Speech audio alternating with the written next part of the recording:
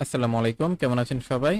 তো আজকের ভিডিওতে হচ্ছে আমরা জ্যাঙ্গোর অ্যাপ সম্পর্কে জানবো যে জ্যাঙ্গোর অ্যাপ জিনিসটা কি বা এটা কেনই বা কাজে লাগে। এখন অ্যাপ কেন কাজে লাগে এটা বোঝার আগে আপনাকে হচ্ছে ব্যাকএন্ডের একটা ব্যাপার বুঝতে হবে। ধরেন যে আপনি একটা ব্যাকএন্ড ডেভেলপ করতেছেন। এখন এটা হইতে পারে একটা ওয়েবসাইটের ব্যাকএন্ড, কিংবা এটা হইতে পারে একটা সফটওয়্যারের ব্যাকএন্ড, কিংবা একটা অ্যাপের ব্যাকএন্ড। এখন যেই কোনো কিছুর ব্যাকএন্ডই হোক না কেন, একটা ব্যাকএন্ডকে বা একটা ব্যাকএন্ড প্রজেক্টকে কিন্তু আপনারা বিভিন্ন ভাগে ভাগ করতে পারবেন। কেমন? যেমন ধরেন যে একটা সফটওয়্যারে বা একটা ওয়েবসাইটে বা একটা অ্যাপে কি থাকে, এটার sign in sign up part থাকে, এটার হচ্ছে লাইক কমেন্টের একটা পার্ট থাকতে পারে, এটার নোটিফিকেশনের পার্ট থাকতে পারে, মেসেজিং পার্ট থাকতে পারে, পোস্ট করার একটা পার্ট থাকতে পারে, এরকম ভিন্ন ভিন্ন পার্ট থাকতে পারে। এখন এই যে ভিন্ন ভিন্ন পার্ট থাকে না, এগুলোকে কিন্তু আমরা কোনো সময় আমরা যখন একটা ব্যাকএন্ড ডেভেলপ করব বা একটা একটা ব্যাকএন্ড সিস্টেম যখন ডেভেলপ করব, আমরা কিন্তু সব কিছুকে একসাথে জগা খিচুড়ি বানাবো না। আমরা কি করব, আমাদের এই এক একটা পার্টকে আমরা আলাদা আলাদা রাখি। ধরেন যে ইউজার নিয়ে যে আমরা খেলা করতেছি, মানে আমরা যে সাইন ইন সাইন আপ এগুলো করতেছি, ওগুলোকে আমরা একটা ভাগে ভাগ করে ফেলি, মানে একটা আলাদা জায়গায় রাখি।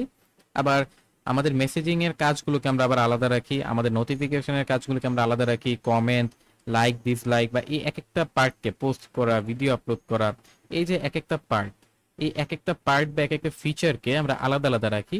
আর এই যে আলাদা আলাদা যে রাখি, এটা কিসের সাহায্যে রাখি? অ্যাপ আকারে রাখি। মানে এই এক একটা ফিচার এক একটা অ্যাপ, আর কিছুই না। মানে আমরা যে সাইন ইন সাইন আপ বা আমাদের যে অথেন্টিকেশন সিস্টেমটা আছে, ঠিক আছে, অথেন্টিকেশন হোক বা অথরাইজেশন হোক, এই ব্যাপারটাকে হচ্ছে আমরা একটা আলাদা অ্যাপে রাখি, বা এটাকে একটা অ্যাপের নাম দিয়ে দিই আমরা। আমরা নোটিফিকেশন জিনিসটাকে একটা অ্যাপে কনভার্ট করে ফেলি, আমাদের মেসেজিং সিস্টেমটাকে আমরা একটা অ্যাপে কনভার্ট করে ফেলি। এই যে ভিন্ন ভিন্ন ভাগে ভাগ করাটাই হচ্ছে আমাদের অ্যাপের কাজ, মানে জেঙ্গোতে অ্যাপের কাজ।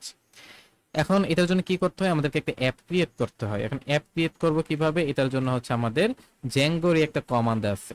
কমান্ডটা কি? জ্যাঙ্গো অ্যাডমিন, তারপরে স্টার্ট অ্যাপ, তারপর হচ্ছে অ্যাপের নাম, ঠিক আছে, অ্যাপ নেই।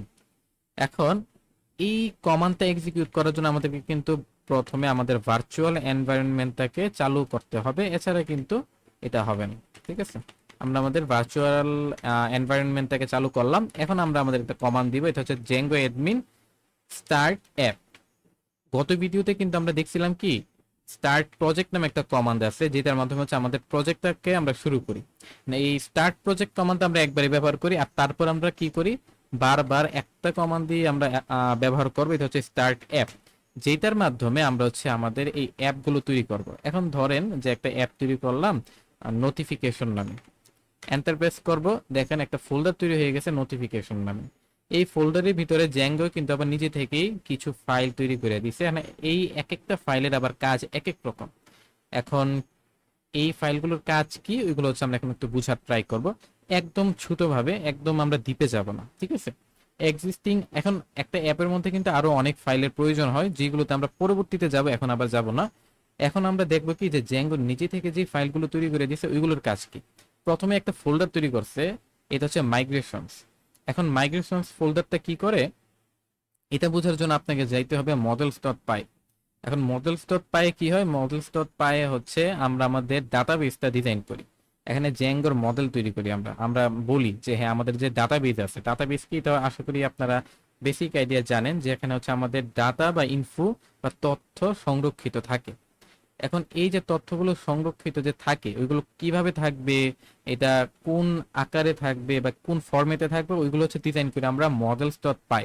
মানে আমাদের একটা নোটিফিকেশনের মধ্যে কি থাকে, আমাদের নোটিফিকেশনের মেসেজটা থাকে, এটা কার কাছে পাঠানো হয়েছে ওই ইনফোটা থাকে, এটা কখন পাঠানো হয়েছে ওই ইনফো থাকে, যে ওই ইনফোগুলো কিভাবে থাকবে, ওইগুলো হচ্ছে আমরা, বা আমাদের কি কি ইনফো লাগবে, ওইগুলো হচ্ছে আমরা এখানে মডেলস ডট পাই এটা হচ্ছে ডিজাইন করি আর কি।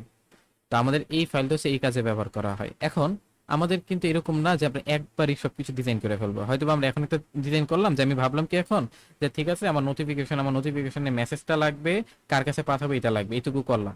হ্যাঁ, এইটুকু করে আমি আমার ডাটাবেসটাকে রেডি করলাম।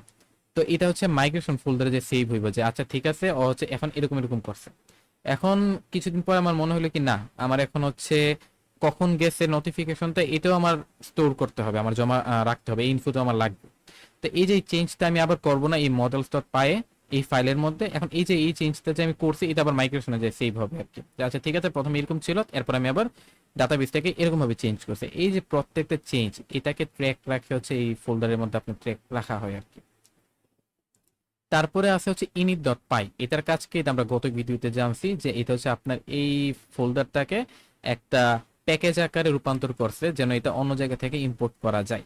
তারপরে হচ্ছে admin.py। এখন জেঙ্গো কি করে আমাদেরকে একটা বাই ডিফল্ট ভাবে একটা অ্যাডমিন প্যানেল দিয়ে দিই। এখন ওই অ্যাডমিন প্যানেলে যদি আমি কোনো কিছু কারিগরি করতে চাই এটা করার জন্য হচ্ছে আমি এই ফাইলটা থেকে করব। তারপর হচ্ছে apps.py। এটা কি করে, এটা হচ্ছে আমার এই যে মানে ইজি ভাষায় যদি বুঝতে চান এটাই মনে রাখেন যে আমার যে এই নোটিফিকেশন নামে যে একটা ফোল্ডার থাকে এটাকে যে একটা অ্যাপের পরিচয়, এই অ্যাপের পরিচয়টা দিতেছে হচ্ছে আমার এই apps.py ফাইলটা আর কি। তারপরে models.py সম্পর্কে তো আমরা জানলামই। test.py এর মধ্যে হচ্ছে আমরা বিভিন্ন রকম কোড লিখি বা স্ক্রিপ্ট লিখি যেটার মাধ্যমে হচ্ছে আমি আমার এই অ্যাপটাকে টেস্ট করতে পারবো অটোমেটিকলি। তো এটা কিভাবে করবো এটা আমরা পরবর্তীতে যে জানবো। তারপর হচ্ছে views.py। এখন views.py এর মধ্যে কি হবে, views.py এর মধ্যে হচ্ছে আমি আমার ভিউ গুলো লিখবো বা আমার লজিক গুলো লিখবো। কিরকম লজিক, যেমন ধরেন যে আমাদের যে ইউআরএলস এর কথা যে আমি বলছিলাম, এখন ধরেন যে কোনো একটা এপিআই বা কোনো একটা ইউআরএল এর মধ্যে যখন হিট হবে তখন কোন ইউআরএল এ হিট হইলে কোন লজিকটা রান হবে এটা হচ্ছে আমি এখানে ডিফাইন করব। এখন আরেকটু বিস্তারিত ভাবে আমরা পরবর্তী ভিডিওতে যখন শিখবো, আমাদের ভিউজ এর মধ্যে যখন আমরা কোড করা শুরু করব তখন হচ্ছে আপনারা বুঝবেন আর কি। তবে আপাতত এইটুকু জেনে রাখলেই হবে। এখন একটা অ্যাপ তো আমি তৈরি করলাম এই কমান্ডের মাধ্যমে, জ্যাঙ্গো অ্যাডমিন স্টার্ট অ্যাপ, তারপর আমার অ্যাপের নাম। এখন অ্যাপ তৈরি করার পরে আমাদের একটা কাজ করতে হবে, প্রত্যেকবার এটা একদম মনে রাখতে হবে আপনাদেরকে, আমাদের সেটিংস ডট পাই যেতে হবে। আমি কি বলছিলাম গত ভিডিওতে, সেটিংস ডট পাই কিন্তু আমাদের এই জ্যাঙ্গো প্রজেক্টের ব্রেনের মতো কাজ করে। এখানে আমাদের সবকিছু ডিফাইন করতে হবে, আমাদের ইনিশিয়াল সেটআপের জন্য বলেন, আমাদের সিকিউরিটি বলেন বা আদার্স অনেক কিছু আমাদের এখানে ডিফাইন করতে হয়, কারণ এই ফাইলের মধ্যে হচ্ছে আমাদের পুরা প্রজেক্টের অনেক অনেক ইনফো স্টোর করে রাখা হয় আর কি। এখন দেখেন আমাদের কি করতে হবে, এখানে একটা লিস্ট, এখানে একটা অ্যারে আছে, ঠিক আছে।